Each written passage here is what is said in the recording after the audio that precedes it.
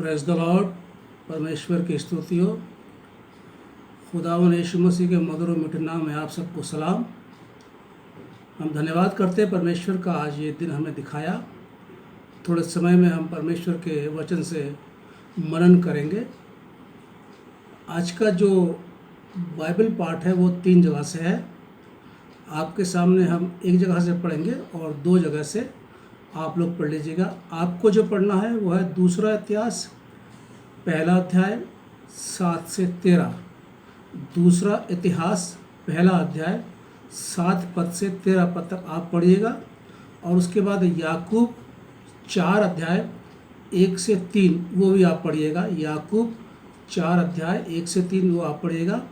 आपके सामने हम पढ़ रहे हैं मत्ती रचित सुसमाचार, उसका 7 अध्याय और 7 से 12। मत्ती रचित सुसमाचार 7 अध्याय पद 7 से 12 आपके सामने पढ़ा जाएगा। मांगो तो तुम्हें दिया जाएगा, ढूंढो तो तुम पाओगे, खटखटाओ तो तुम्हारे लिए खोला जाएगा। क्योंकि जो कोई मांगता है उसे मिलता है, और जो ढूंढता है वह पाता है, और जो खटखटाता है उसके लिए खोला जाएगा। तुम में से ऐसा कौन मनुष्य है कि यदि उसका पुत्र रोटी मांगे तो वह उसे पत्थर दे, या मछली मांगे तो उसे सांप दे? अतः जब तुम बुरे होकर अपने बच्चों को अच्छी वस्तु देना जानते हो, तो तुम्हारा स्वर्गीय पिता अपने मांगने वालों को अच्छी वस्तु क्यों न देगा। इस कारण जो कुछ तुम चाहते हो कि मनुष्य तुम्हारे साथ करे, तुम भी उसके साथ वैसा ही करो, क्योंकि व्यवस्था और भविष्य वक्ताओं की यही शिक्षा है। परमेश्वर अपने वचन के पढ़े जाने सुने जाने में आशीष दे। आइए हम दुआ करें। हम धन्यवाद करते हैं पिता परमेश्वर आज के समय के लिए जो आपने हमें दिया। इस समय आपके वचन का दिन मनन करने जा रहे हैं। हमारी निवेदन है आपसे कि आप हमारी अगुवाई करें और ज्ञान बुद्धि समझ दें। खुदावंद यीशु मसीह के नाम से मांगते हैं, आमीन। आज का जो विषय है वो है मांगना, ढूंढना और खटखटाना। और इसका मुख्य पद है वो है मत्ती रचित सुसमाचार, उसका 7 अध्याय पद 7 में लिखा हुआ है, मांगो तो तुम्हें दिया जाएगा, ढूंढो तो पाओगे, खटखटाओ तो तुम्हारे लिए खोला जाएगा। कभी कभी हम जब बाइबल में से बड़ी बड़ी बातें या बड़ी बड़ी आज्ञाओं को सुनते हैं तो हमारे जो छोटा आज्ञा हैं हम उनको कभी कभी नज़रअंदाज कर देते हैं, यानी सुनना पसंद नहीं करते कि वो बहुत छोटी छोटी आज्ञाएँ होती हैं। हम जो आजकल मनन कर रहे हैं वो बहुत छोटी छोटी बातों पर मनन कर रहे हैं, जैसे पहाड़ी उपदेश पर मनन कर रहे हैं। पहाड़ी उपदेश है, बहुत छोटी छोटी बात है लेकिन बड़ी महत्वपूर्ण है, जो हमारे दैनिक जीवन में काम आती हैं, रोज़मर्रा के जीवन में काम आती है। और ये बहुत ज़रूरी है कि हम छोटी छोटी आज्ञाओं का भी पालन करें। खुदावंद यीशु मसीह हमेशा बोलते हैं, मत्ती 4:17 में लिखा हुआ है, मन फिराओ, परमेश्वर का राज्य निकट है। मरकुस 1:15 में लिखा हुआ है, यीशु ने कहा समय पूरा हुआ और परमेश्वर का राज्य निकट आ गया है, मन फिराओ और सुसमाचार पर विश्वास करो। मरकुस 9 अध्याय को जब हम पढ़ते हैं तो वहाँ पर यीशु मसीह का रूपांतर हो रहा है। और जब रूपांतर हो रहा है तो बादलों में से आवाज़ आई, और बादलों में आवाज़ ये आई, यह मेरा प्रिय पुत्र है, इसकी सुनो।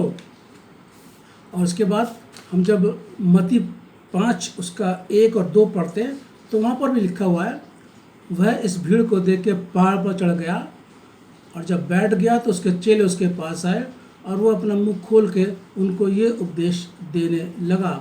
मत्ती 7 पद 7 पढ़िए ज़रा, क्या उपदेश दिया?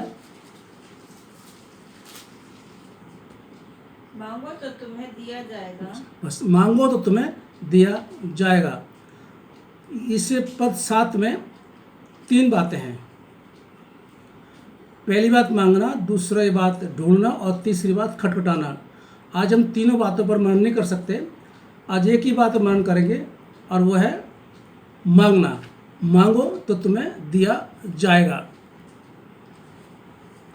ये बात तो आप मानते हैं, मेरी बात से सहमत होंगे, और सहमत इस बात से होंगे कि जो पहाड़ी उपदेश है, पहाड़ी उपदेश सबसे उत्तम उपदेश है। और सबसे उत्तम टीचर जो है हमारा वो खुदावंद यीशु मसीह। इस बात से आप सहमत हैं? ज़रूर सहमत होंगे, बाकी बात सहमत हो या न हो, लेकिन इस बात से कि पहाड़ी उपदेश बहुत ही सर्वोत्त, हम कह सकते हैं बेहतरीन किस्म के उपदेश हैं ये, और बेहतरीन किस्म के टीचर हमारे खुदावंद यीशु मसीह है। तो खुदावंद यीशु मसीह यहाँ पर पहाड़ी उपदेश में कहते हैं मांगो। अब हम क्या मांगें? सबसे पहले क्या मांगे? बेहतरीन किस्म के वरदान मांगे खुदावंद यीशु मसीह से, यीशु के पीछे चलने की ताकत मांगे, और पापों से क्षमा मांगे। यह बहुत महत्वपूर्ण बात है जो हमें खुदावंद यीशु से मांगनी चाहिए। आज हम 3 तरह की मांगों पर विचार करेंगे, मनन करेंगे। 3 तरह की जो मांगे हैं जो हमारे दैनिक जीवन में काम आती है, उसे हम करेंगे मनन।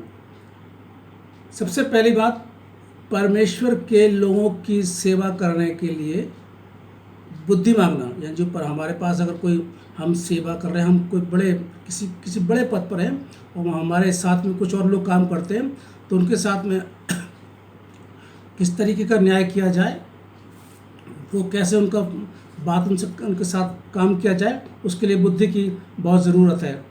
तो पहली बात, परमेश्वर के लोगों की सेवा करने के लिए बुद्धि, और दूसरी बात दूसरों के लिए मांगना, और तीसरा अपने लिए मांगना। तो पहली मांग पर आज हम बात करेंगे। परमेश्वर के लोगों के बीच में जो हम काम करते हैं, उनके बीच में सेवा करने के लिए बुद्धि और ज्ञान मांगना। उदाहरण देखते हैं सुलेमान का। दूसरा इतिहास 1 अध्याय 7 से 13 पद को जब आप पढ़ेंगे तो वहाँ पर परमेश्वर ने राजा सुलेमान से कहा, तू मांग, क्या तुझे चाहिए? दर्शन दिया, सुलेमान को दर्शन दिया राजा परमेश्वर ने, और जब बोला कि मांग, तो क्या मांगता? पद 7 पढ़िए जरा। उसी रात को परमेश्वर ने सुलेमान को दर्शन देकर उससे कहा, जो कुछ तू चाहे कि मैं तुझे दूं दे मांग। जो कुछ तू चाहे मैं तुझे दूं, तू मांग। ये सुलेमान को दर्शन देके बोला। सपोज कीजिए अगर मैं और आप होते और खुदा बाप मुझसे और आपसे कहते, भाई मांगो, क्या मांगो? तो मैं और आप क्या मांगते? सुनिए ध्यान से, मैं और आप क्या मांगते? हम मांगते मकान, परमेश्वर हमें मकान दे दे, परमेश्वर हमें नौकरी दे दे, परमेश्वर हमारी उन्नति कर दे, परमेश्वर हमको गाड़ी दे दे, और परमेश्वर हमको बाहर जाने का वीज़ा दे दे। यानी कि हम सबसे पहले दुनियावी चीज़ें परमेश्वर से मांगते हैं। लेकिन सुलेमान ने दुनियावी चीज़ें कुछ नहीं मांगी, धन दौलत ये सब कुछ नहीं मांगा। उसने कहा मुझे बुद्धि दे, ताकि मैं तेरी प्रजा का, जो तूने मुझे प्रजा दी है, उस प्रजा का न्याय मैं बुद्धि से कर सकूं। सुलेमान ने मांगा पद 10। देखिए सुलेमान ने क्या मांगा। परमेश्वर ने बोला तू मांग, क्या मांगता है, लेकिन सुलेमान ने क्या मांगा? पद 10 पढ़िए जरा। अब मुझे ऐसी बुद्धि और ज्ञान दे कि मैं इस प्रजा के सामने अंदर बाहर आना जाना कर सकूं, क्योंकि कौन ऐसा है कि तेरी इतनी बड़ी प्रजा का न्याय कर सके। मतलब जो राजा है, राजा से बोला जा रहा है तू मांग, क्या मांगता है? राजा ने बुद्धि मांगी, जो तेरी प्रजा है परमेश्वर, उसका न्याय मैं बुद्धि से कर सकूं, मुझसे कोई गलती ना हो जाए, इसलिए मुझे ऐसी बुद्धि दे। और हम पढ़ते बाइबल के अंदर सुलेमान जैसा बुद्धिमान कोई भी व्यक्ति नहीं रहा संसार के अंदर, और ना भी है। सुलेमान ने दुनियावी चीज़ें नहीं मांगी, लेकिन खुदा ने दुनियावी चीज़ें सुलेमान को दी। बुद्धि तो थी, बुद्धि दी, लेकिन उसके बाद दुनियावी चीज़ें दी। पद 12 जरा पढ़िए। इस कारण बुद्धि और ज्ञान तुझे दिया जाता है। बुद्धि और ज्ञान तुझे दिया जाता है जी। मैं तुझे इतनी धन संपत्ति और ऐश्वर्य भी कराऊंगा, जितना ना तो तुझे इससे पहले किसी राजा को मिला और ना तेरे बाद किसी राजा को मिलेगा। तूने बुद्धि मांगी, तूने धन दौलत पद नहीं मांगा, लेकिन मैं तुझे बुद्धि के साथ धन दौलत भी दूंगा और शौहरत भी तेरी बढ़ाऊंगा। इससे पहले ना तो किसी राजा के पास था और ना कभी होगा। ये खुदा आपने सुलेमान से बात करी। अगर हमारे पास अकल की कमी है, यानी बुद्धि कमी, तो हम भी खुदा से मांग सकते हैं। जैसे सुलेमान ने बुद्धि मांगी, वैसे हम भी बुद्धि मांग सकते हैं। हम पढ़ते हैं याकूब 1 उसके पद 5। याकूब 1 पद 5।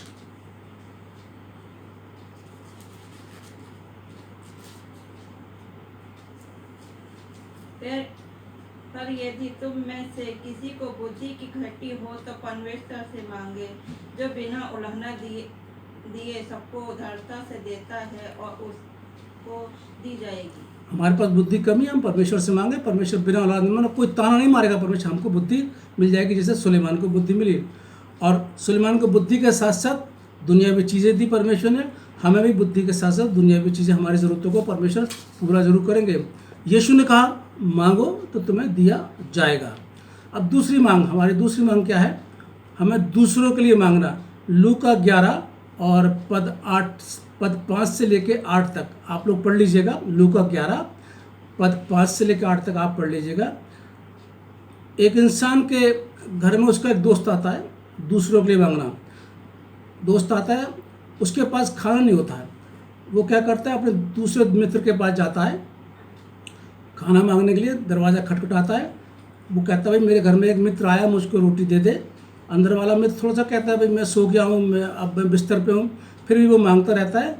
तो वो अंदर से मित्र उठता है और उसकी ज़रूरत यानी रोटी उसको देता है। पद 5 से 8 में यीशु यहाँ ये शिक्षा देते हैं, थोड़ा ध्यान सुनिए। ये लूका 11 पद 5 से 8 में यीशु मसीह की शिक्षा ये है जो मैंने अभी आपको बताया। हमें दूसरों की ज़रूरत के लिए मांगना चाहिए, खुदा हमें देगा। दूसरे अगर कोई हमसे कुछ मांगता है, हमारे पास नहीं है, तो हम खुदा से मांगें, दूसरे से मांग के उसकी ज़रूरत को पूरा करें। जितनी हमारी ज़रूरत है उतने उसी में हमको मिलेगा, चाहे समय कैसा भी क्यों ना हो, लेकिन हमारी ज़रूरत है और खुदा हमारी ज़रूरत को पूरा करेगा। खुदा से मांगते रहे। पद 8 पढ़िए जरा सी का। मैं तुमसे कहता हूँ, यदि उसका मित्र होने पर भी उसे उठकर न दे, तो भी उससे लज्जा छोड़कर मांगने के कारण उसे इतनी आवश्यकता हो उतनी उठकर देगा। जी हाँ, यानी कि मांगने पे उसको ज़रूर से मिलेगा। हम भी मांगें खुदा से तो खुदा हमें भी ज़रूर देगा। यहाँ पर एक इसमें वर्णन आया, 3 रोटी का वर्णन आया, पढ़िएगा ना, उसमें लिखा 3 रोटी मांगी। 3 रोटी का अर्थ होता है हमारी ज़रूरत, जो भी हमारी ज़रूरत है वो हमको दी जाएगी। अब तीसरी मांग पर हम आते हैं। तीसरी मांग है अपने लिए मांगना। पहली मांग परमेश्वर के लोगों की सेवा करने के लिए बुद्धि मांगना, दूसरी मांग हमें दूसरों के लिए मांगना, अब तीसरी मांग अपने लिए मांगना। लूका 18 और 1 से 6 आप पढ़ लीजिए। लूका 18 पद 1 से 6 वो आप पढ़ लीजिएगा। इसमें एक विधवा वर्णन है, थोड़ा सा मैं बता देता हूँ आपको। एक विधवा है जो एक दुष्ट न्यायाधीश के पास में आती है अपना न्याय मांगने के लिए। न्यायाधीश खराब है, बहुत दुष्ट है, लेकिन वो उससे विधवा न्याय मांगती है और दुष्ट न्यायाधीश न्याय नहीं देता है, लेकिन विधवा मांगती रहती है। क्या होता है, न्यायाधीश एक दिन सोचता है कि ये विधवा मुझे बार बार तंग करती है, ये अपना न्याय मांग रही है, मैं इसका न्याय दे देता हूँ, कोई ऐसा ना हो मेरी नाक में दम कर दे। और उसने विधवा ने न्याय मांगना नहीं छोड़ा। पद 7 जरा पढ़िए इसी का। लूका 18 पद 7।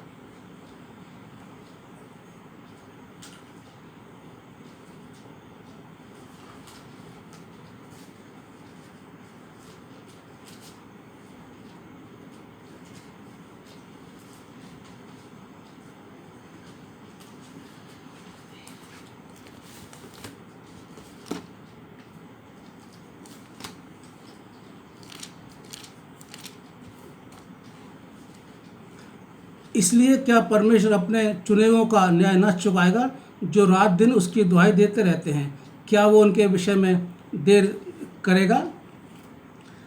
न्यायाधीश जो दुष्ट न्यायाधीश है वो विधवा का न्याय चुका रहा है, तो हमारा परमेश्वर तो दयालु है। तो हमारी मांग क्यों नहीं पूरी करेगा जब हम उससे मांगेंगे? इसलिए हमारी दुआ ज़रूर से हमें दुआ करते रहना चाहिए, परमेश्वर से अपनी ज़रूरतों के लिए मांगते रहना चाहिए, जैसे कि उस विधवा ने मांगना बंद नहीं किया। इसलिए हम रात दिन उससे मांगते रहें। और यीशु कहते हैं मांगो तो तुम्हें दिया जाएगा। मत्ती 7 पद 8 में लिखा है क्योंकि जो मांगता है उसे मिलता है। मत्ती 7 पद 8 में लिखा है क्योंकि जो मांगता है उसे मिलता है। पद 9 और 10 आप पढ़ना, इसमें वर्णन मिलता है। मत्ती 7 पद 9 और 10 ये आप पढ़ना, उसका वर्णन थोड़ा सा मैं बता देता हूँ आपको। हमारे दुनियावी बाप को जब उनकी औलाद रोटी मांगती है तो उन्हें वो रोटी देता है। ऐसा नहीं कि रोटी के बदले कुछ और दे दे, यानी मछली मांगता तो मछली ही देगा। जो उनकी ज़रूरत है, जो हमारी औलाद है, अगर हमसे कुछ मांगती है, दुनियावी बाप से मांगती है, तो जो मांगते हैं वही उनको देता है। पद 11 मत्ती 7 का पद 11 जरा पढ़िए। अतः जब तुम बुरे होकर अपने बच्चों को अच्छी वस्तु देना जानते हो, तो तुम्हारा स्वर्गीय पिता अपने मांगने वालों को अच्छी वस्तु क्यों न देगा। जब हम अपने बच्चों को अच्छी वस्तुएं देते हैं, जब हम अपने बच्चों को अच्छी वस्तुएं देना के पसंद भी करते हैं, खुशी से देते हैं, जब हमारे बच्चे हमसे मांगते हैं तो हमारा स्वर्गीय पिता पर हमें अच्छी वस्तु क्यों नहीं देगा। जब हम उससे मांगेंगे तो हमें अच्छी वस्तुएं देगा। लूका 11 और 13 पद में लिखा है, जब तुम बुरे होकर अपने बच्चों को अच्छी वस्तु देना जानते हो तो तुम अपने स्वर्गीय पिता से पवित्र आत्मा मांगोगे तो मैं क्यों नहीं देगा। अगर अपने स्वर्गीय पिता से पवित्र आत्मा, या पवित्र आत्मा तो बहुत अच्छी है, सर्वोत्तम है, तो हमें क्यों नहीं दिया जाएगा। हमें मांगने पर कभी कभी नहीं मिलता, ये है, कभी कभी हम मांगते रहते हैं, हमें नहीं मिलता। इसका कारण क्या है। याकूब 4:3, इसका कारण है याकूब 4:3। तुम मांगते हो और पाते नहीं, इसलिए कि बुरी इच्छा से मांगते हो, ताकि अपने भोग विलास में उड़ा दो। इसलिए नहीं मिलता कि हम बुरी अभिलाषा से मांगते हैं, अपने भोग विलास के लिए, अपनी खुशी, अपने मनोरंजन के लिए उड़ा दें उसको। हमें किसी की मदद नहीं करनी है, हमें ज़रूरत नहीं, बल्कि अपनी इच्छाओं से मांगना है, कुछ और बहुत मांगना है ताकि हम मनोरंजन हो। इसलिए हमको नहीं मिलता हम, क्योंकि हमारी अभिलाषा, हमारा इंटेंशन, हमारा मकसद बुरा होता है, इसलिए कभी कभी हमको नहीं मिलता। हमारा मकसद, हमारा उद्देश्य सही होना चाहिए, तो खुदा हमारी ज़रूरत को पूरा करता है। हम उसकी इच्छा से मांगेंगे, हमको ज़रूर से मिलेगा। पहला यूहन्ना 5:14, पहला यूहन्ना 5:14। और हमें उसके सामने जो यहाँ होता है वह ये है कि यदि हम उसकी इच्छा के अनुसार कुछ मांगते हैं तो हमारी सुनता है। तो हमारी सुनता है, यदि हम उसकी इच्छा से कुछ मांगते हैं तो हमारी सुनता है। तो ये मांगना चाहिए, परमेश्वर से मांगना चाहिए, परमेश्वर से मांगना चाहिए बुद्धि। दूसरों, जब हम बीच में किसी काम कर रहे हैं, हमारे साथ में कुछ और लोग काम करते हैं, उनके साथ में कैसे काम करें, कोई गलत हमारा डिसीजन ना हो जाए, उसके लिए हमें परमेश्वर से बुद्धि मांगनी चाहिए। जो कोई थोड़ा सा बड़े लेवल के जो लोग हैं उनके लिए बात है। और हमें दूसरों के लिए मांगना चाहिए। अगर हमारे पास नहीं है तो हमें दूसरों के लिए भी परमेश्वर से दुआ करनी चाहिए, परमेश्वर उसकी ज़रूरतों को आप पूरा करें। और फिर अंत में हमें अपने लिए भी मांगना चाहिए। इसलिए यीशु मसीह कहते हैं, मांगो तो तुम्हें दिया जाएगा। अभी ये समाप्त नहीं हुआ विषय मांगने का, ये फर्स्ट सेकंड विषय अगले संडे हम बात करेंगे। ये जो आज का संदेश है ये 16 तारीख संडे का है, और उसके बाद संडे जो आएगा उसमें हम इसको दूसरा पार्ट रख लेंगे मांगने का, और भी है जो बात करेंगे। इसलिए मैंने शुरू में आपको बताया कि परमेश्वर की ऐसी बहुत सी बातें होती हैं जो हमारे जीवन में काम आती हैं, और उनको हमें हमेशा अपने जीवन में रखना चाहिए, ताकि छोटी बातें लेकिन बहुत महत्वपूर्ण बातें होती हैं, हमारे दैनिक जीवन में ये काम आती हैं। मैंने पिछली बार आपको बताया था, परमेश्वर का आदर करना चाहिए, अपने पादरी साहब का आदर करना चाहिए, और जब चर्च खुल जाए तो हर संडे चर्च जाइए, और जो दान है वो देना चाहिए, और अपने बड़ों का आदर करना चाहिए। आज सबदेशक और 7वें अध्याय को जब पढ़ते हैं तो पद 1 में वर्णन ये मिलता है, वहाँ लिखा हुआ है कि जन्म के दिन से मृत्यु का दिन अच्छा होता है।